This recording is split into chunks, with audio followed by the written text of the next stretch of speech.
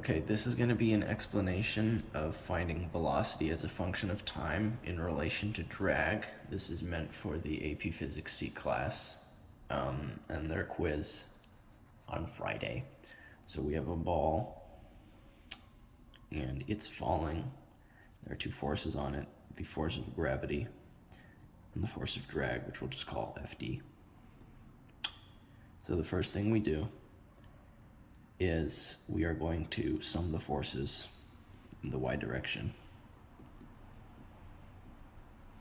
So the sum of our forces is equal to, okay, let's define our coordinates. This is going to be positive going down. This is going to be negative going up. So we have the force of gravity minus the force of drag is equal to mass times acceleration. So let's write this out a little more.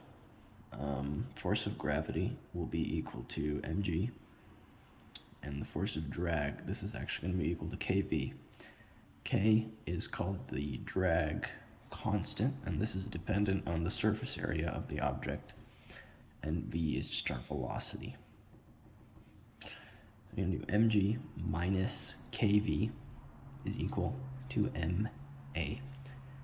Now, this is introducing a differential equation. A differential equation is where you have a function, and inside the function is its derivative, pretty much.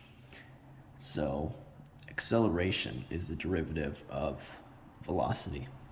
So we're going to rewrite this again as mg minus kv. It's equal to m, derivative of velocity, over the derivative of time.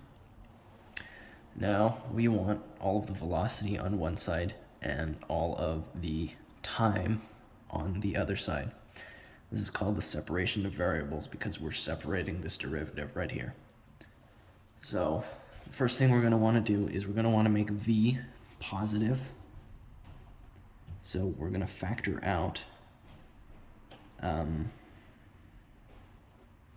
negative k. Well, actually, before we do that, we will get rid of our mass over here. This will be over m. And we're going to take out negative k over m. And when we take out a negative k over m from g, that's going to be v minus mg over k will be equal to dv over dt. Next, we're going to multiply this side by dt and this side by our parentheses in here. So that'll get negative k over m dt is equal to dv divided by our parentheses, which is v minus mg over k. So now that we have all of the variables, the respective variables on each of their sides, in order to get rid of this derivative right here, we're going to integrate, and our limits are going to be, so this is time, this is going to be 0 because the starting time is 0, and to whatever point it ends up at, which will be t. And on the right side, our starting point will also be 0 because this is a drop from rest, and our final is going to be just v. Now, we're going to evaluate this integral. In order to evaluate this, we can pull out this k over m because this is a constant, right? Keep the integral. We just have to integrate dt equals, now there's no constants here, but we can rewrite this so it looks a little simpler. V minus mg over k, the negative first power, dv. Now, let's integrate both sides.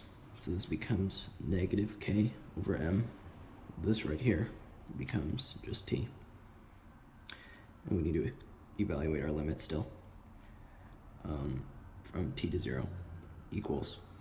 Now, the integral of anything, so let's just say the integral of x to the negative first dx is just going to be ln x. So we're going to apply this to this over here. This becomes ln v minus mg over k, with the limits of v and 0. Next, we're going to evaluate our limits. So keep in mind that the fundamental theorem of calculus is just our integrated function from the top limit minus the integrated function of our bottom limit. So we're going to do that down here. So let's plug in t. That's just negative k over m times t, and 0 is nothing. So we can move on to the right side now. So let's plug in v. ln v for v is v minus mg over k, subtracted by, this is our lower limit, ln of negative mg, because putting in 0 for v is 0, over k. Next, we're going to use a logarithm rule. Since these are being subtracted, we can actually just divide these.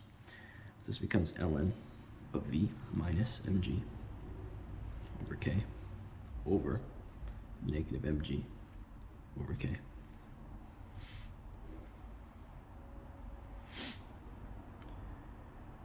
Next, we are going to exponentiate this in order to get rid of our ln.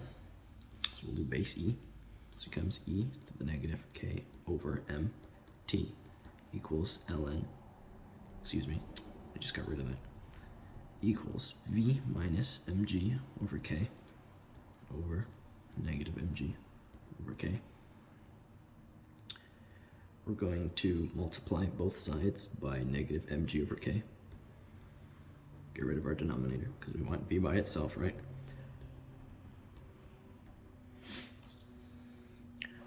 So this is going to equal negative mg e to the negative k over mt over k equal v minus mg over k. And we're going to just add this to the other side, which becomes mg over k minus mg e to the negative k over mt over k will equal v. And we can simplify this one last time. We're going to pull out an mg over k.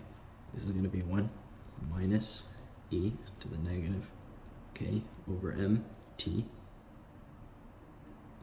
equals v as a function of time. And that's it.